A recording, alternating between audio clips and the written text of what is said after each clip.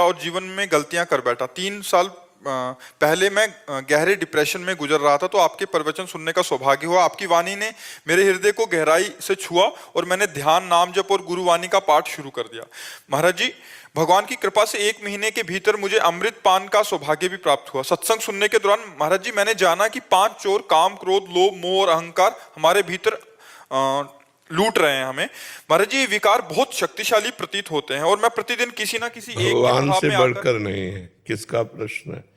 भगवान से बढ़कर के नहीं है।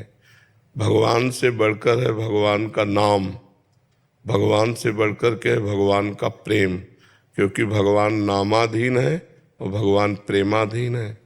यदि हम भगवान का नाम जप करें और भगवान से प्रार्थना करें तो काम आदि दोष जितने हैं ये सब मन पर प्रभाव डालते हैं। मैं मन नहीं हूं, बात समझना है।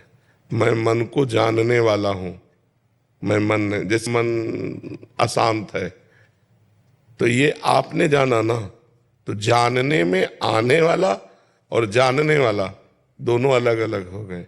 मन जानने में आने वाला है और मन को जो जानने वाला है वो आप है, आप मन नहीं है। मन में ही काम, क्रोध आदि का आवेश होता है। मन ही जब निश्चय करता है तो बुद्धि हो जाता है, चिंतन करता है तो चित्त हो जाता है, क्रिया स्वीकार करता है तो अहंकार हो जाता है। इसलिए एक मन को ही अंतःकरण चतुष्टय कहा गया। तो हमारे मन में ही जो स्वीकृति है वो हम संभाल नहीं पाते, मन की जगह हम अपने में मान लेते हैं। अब दूर करना बड़ा कठिन पड़ जाएगा। अगर मन में आ गया तो हम उसे नहीं भोगेंगे। चिंतन मान लो मन कर रहा है लेकिन हम उसे काट कर रहे हैं, नाम जप करते हुए कि नहीं, गलत भोग हम नहीं भोगेंगे।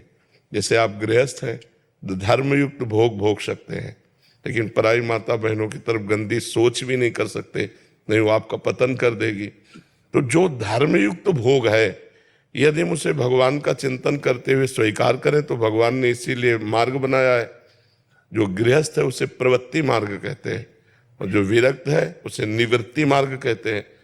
अगर कोई प्रवृत्ति भोग की आती है तो धर्मयुक्त भोग भोग लेना उसके लिए पाप नहीं होगा, लेकिन निवृत्ति मार्ग के लिए किसी भी तरह प्रवृत्ति को स्वीकार करना नहीं है। तो आप तो गृहस्थ मार्ग में, प्रवृत्ति मार्ग में, तो धर्मयुक्त भोगों को स्वीकार करते हुए काम पर विजय पाइए। गलत चिंतन, पराई माता बहनों की तरफ होना, गलत मोबाइल में दृश्य देखना, गलत लोगों का संग करना, ये छोड़ दो। नाम जप करो, गुरुवाणी का पाठ करो। जो नाम जप हम भगवान का बोलते हैं वही वाहेगुरु है। वाहेगुरु और भगवान